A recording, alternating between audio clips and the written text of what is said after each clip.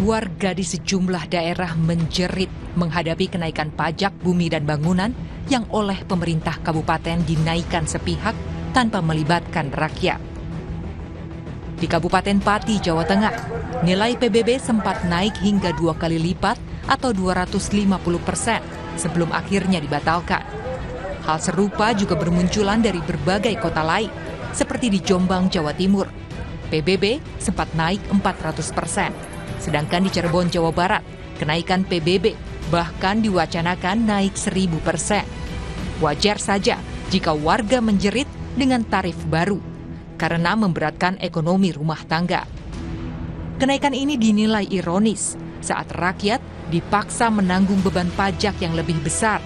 Justru muncul fakta bahwa pajak penghasilan atau PPh 21 anggota DPR ditanggung oleh negara.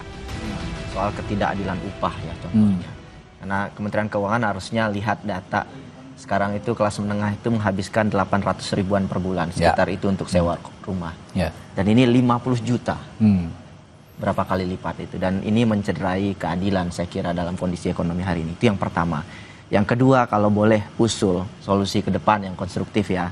Yang pertama, nggak usah lagi aja tunjang menunjang ini. Satu gaji saja. Semua tunjangan gaji pokok itu masuk dalam satu pot dan kemudian dikenakan pajak. Dan satu lagi mungkin kenyataan menyakitkan yang juga ingin saya sampaikan ya. Gaji pejabat negara khususnya anggota dewan Pak, itu pajaknya ditanggung oleh negara. Betul. Ya, itu dan yang ini jadi tidak fair. Karyawan swasta itu bayar pajak penghasilan. Dan ini tidak fair. Dan ini bukan dosa sekjen sekarang. Ini dosa lintas generasi. Lintas generasi. Dan Kementerian Keuangan harusnya tahu itu. Dan ini harus kita perbaiki. Ini sangat-sangat tidak adil. Sekarang siapa pekerja yang tidak dipajakin luar biasa hari ini? Dan itu sifatnya regresif. Dan kalau mau memperbaiki penerimaan negara, memperbaiki efisiensi anggaran, mulai dulu dari kepalanya. Kalau kepalanya busuk, di bawahnya juga akan bermasalah. Pajak penghasilan dari gaji para wakil rakyat dialihkan ke kas negara. Polemik ini muncul di tengah sorotan masyarakat yang membahas soal tunjangan anggota DPR yang naik saat rakyat menjerit karena ekonomi terhimpit. Dalam daftar tunjangan yang diterima oleh anggota DPR, tersorot sejumlah tunjangan, diantaranya tunjangan rumah, tunjangan beras, hingga tunjangan PPh pasal 21. Wakil Ketua Komisi 3 DPR Ahmad Sahroni merespons soal tunjangan DPR yang belakangan menjadi sorotan publik. Sahroni bilang, tunjangan rumah 50 juta rupiah justru lebih efisien daripada anggota DPR mendapat fasilitas rumah dinas. Menanggapi kenaikan sejumlah tunjangan yang jadi sorotan, Sahroni bilang, anggota DPR pun tetap memberikan perhatian kepada masyarakat. Karena biaya perawatan itu tak terhingga. Ya banyak rusak AC lah, perlengkapan di dalamnya. Kenapa waktu itu banyak yang kasih masukan lebih baik dikasih tunjangan tunai, di mana tidak memberatkan negara agar posisinya tidak anggaran negaranya tidak terganggu. Jadi jangan dilihat karena nilai uangnya fantastis nih, enggak, itu biasa sebenarnya. Cuman kan ada orang yang nggak senang, gila DPR semau-maunya gitu, dapat duit seenak-enaknya ngelakuin hal, enggak. Kita orang adalah perwakilan yang dinamai adalah pejabat publik yang juga digaji oleh masyarakat, uangnya pasti kembali ke masyarakat. Senada dengan Sahroni, Indra Iskandar, Sekjen DPR juga menganggap tunjangan rumah sebesar 50 juta rupiah wajar. Biaya pemeliharaan rumah dinas per tahun jika ditotal bisa mencapai ratusan miliar. Jauh lebih mahal daripada memberikan tunjangan cash 50 juta rupiah. Sebenarnya kalau kita ngomong teknis gitu ya, rumah ini sudah dikembalikan kepada negara gitu ya.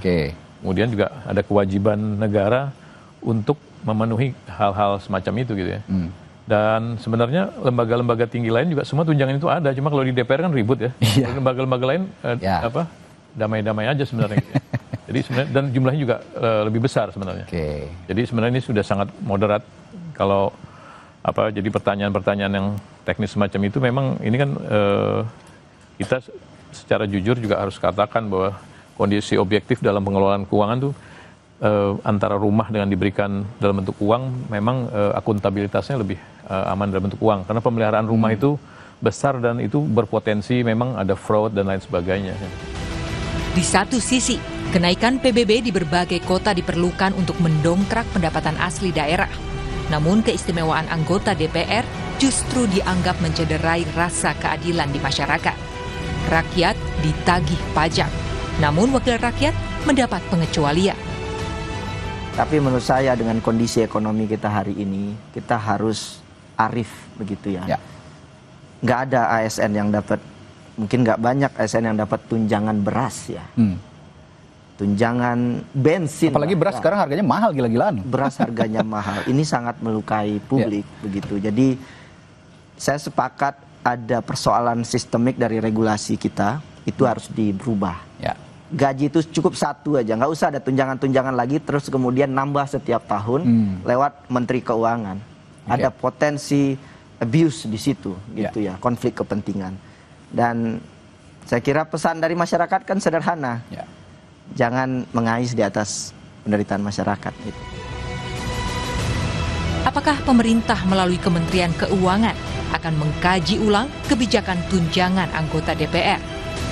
Tim Liputan, Kompas TV.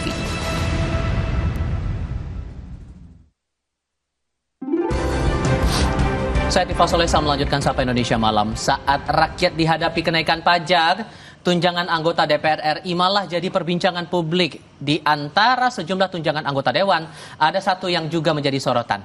Tunjangan pajak penghasilan alias PPh 21 yang dibebankan negara.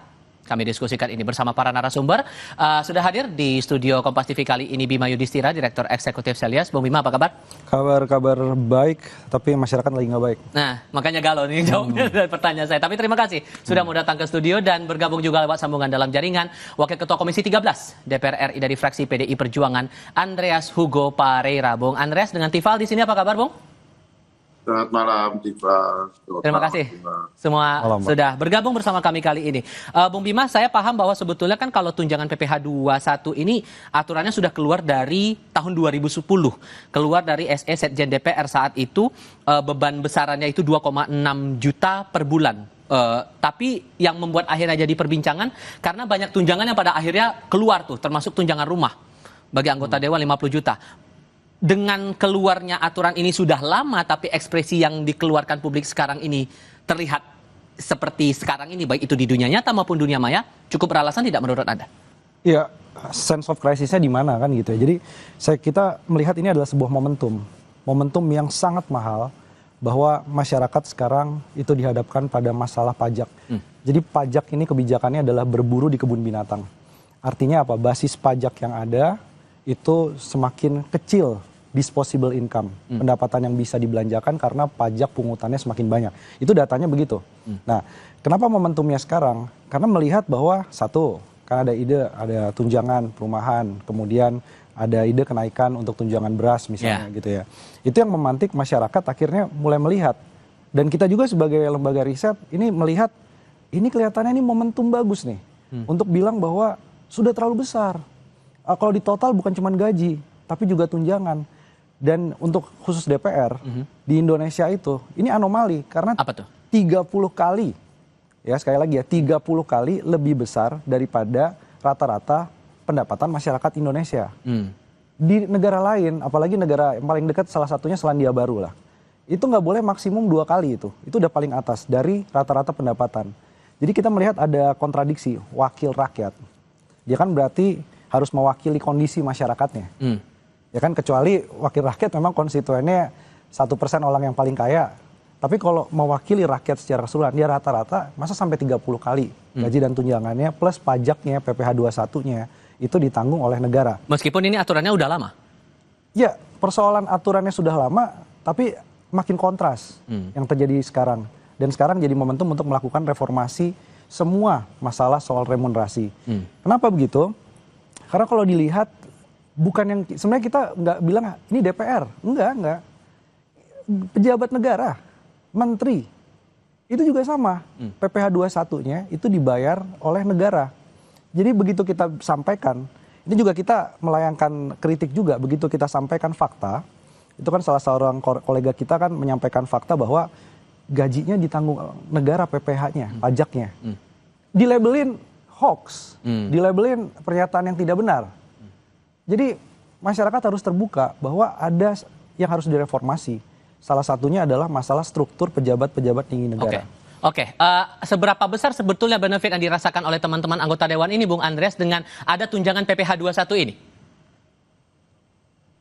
Mas Tifal, saya sejak tahun 2005 saya di DPR, saya tidak pernah memperhatikan juga urusan kayak seperti ini. Artinya kita kerja, kita jadi anggota DPR tiap hari, tiap bulan ada transfer yang masuk.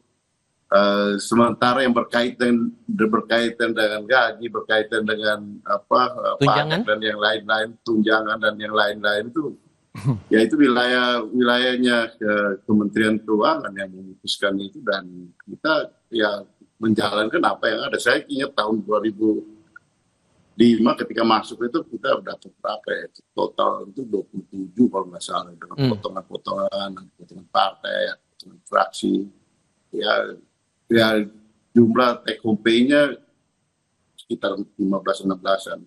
Memang kemudian kenaikan itu, dan sampai sekarang saya tidak terlalu banyak memperhatikan itu. Kita jalan kerja aja gitu. Dalam arti ya memang itu wilayah yang yang sekarang kita didiskusikan, misalnya muncul yang terakhir soal tunjangan perumahan gitu.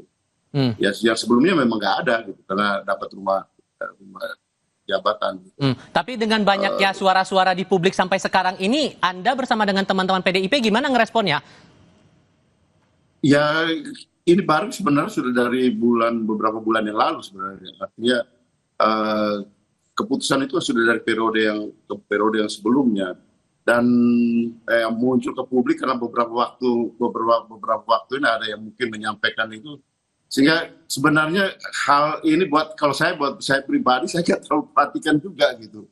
Kita kerja sibuk dengan urusan-urusan yang lebih banyak berkaitan urusan ya day to day politics yang ada di masyarakat, di daerah. Tapi masa ya nggak mengetahui ada tunjangan berapa, apa aja benefit yang bakal didapatkan? Saya tahu. Kalau itu saya tahu. Tapi kita perhatikan persis yang berkaitan dengan ini tunjangan apa, kenaikan berapa, pajak, dipotong pajak ya tiap tahun kita saya secara pribadi ya, artinya tiap tahun ada potongan pajak berapa ya kita laporan pajak LHKPN kita laporkan seperti biasa. Oke. Sehingga pertanyaannya juga begini, kalau kemudian sudah ada suara semacam ini dan udah ada aturan mainnya juga di sini, Mas Bima, ada ruang tidak sebetulnya untuk mengubah angka itu, remunerasi itu, ruangnya apakah akan sulit atau tidak? Kalaupun iya, kira-kira mana tunjangan atau bagian postur mana yang bisa dirampingkan atau mungkin malah ditiadakan? Jawabnya nanti, kita jeda sebentar. Kami segera kembali.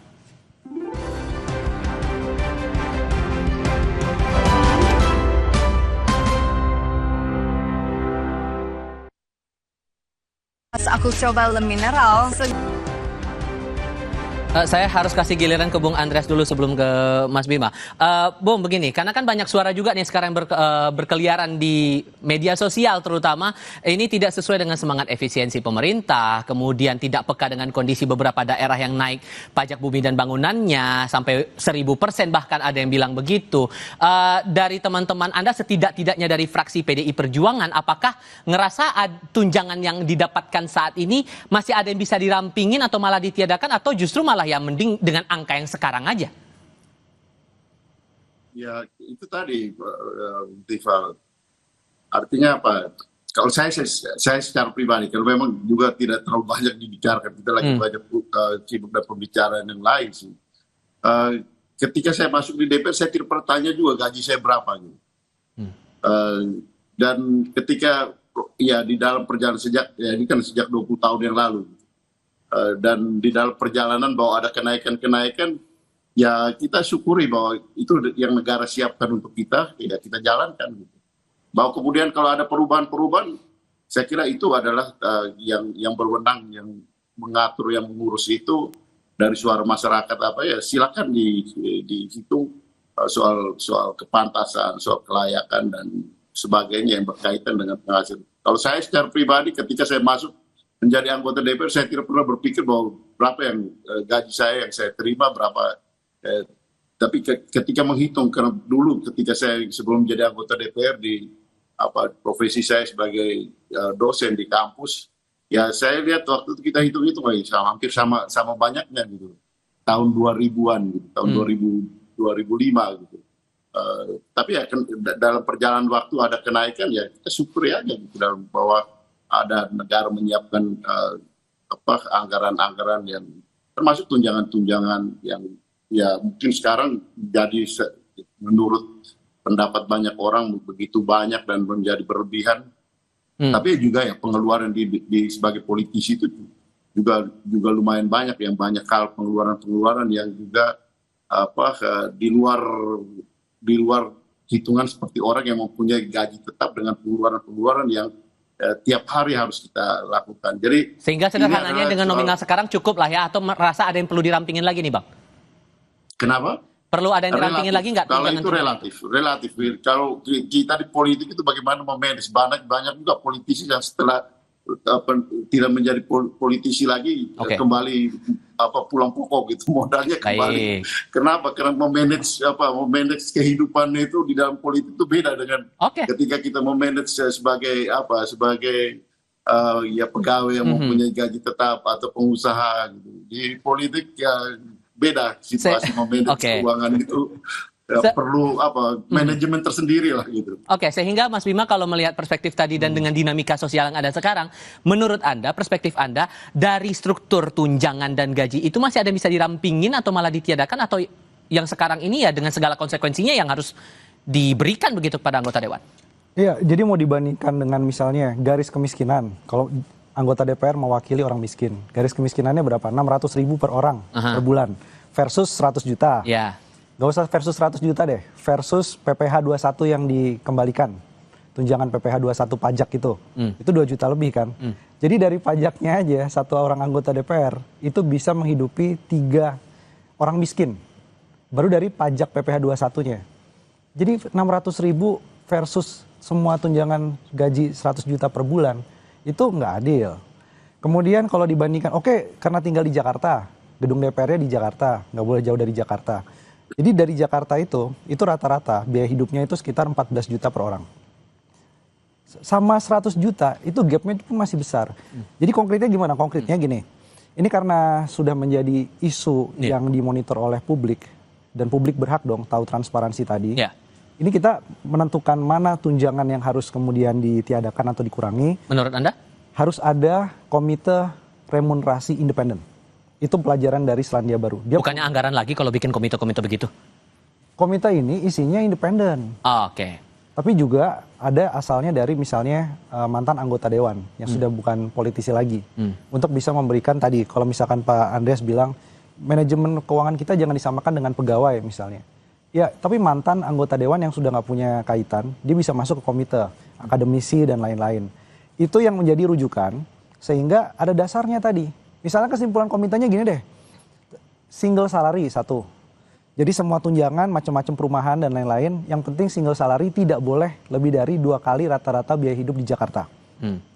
Jadi nggak boleh lebih dari 30 juta. Itu juga sebenarnya banyak, tapi kan dari 100 menjadi 30 juta saja, kalau itu dilakukan, itu sebenarnya sudah bisa membuat perubahan besar dari struktur remunerasi tadi.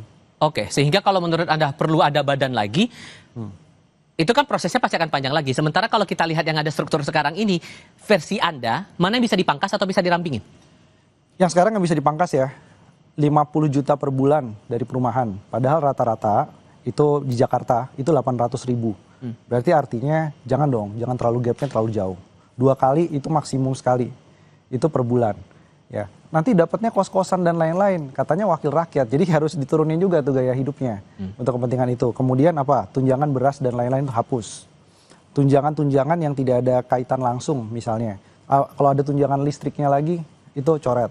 Jadi dari struktur tunjangan ini yang sebenarnya bisa direvisi. Momentumnya apa? Kalau menunggu komite itu bisa tergantung Kementerian Keuangan.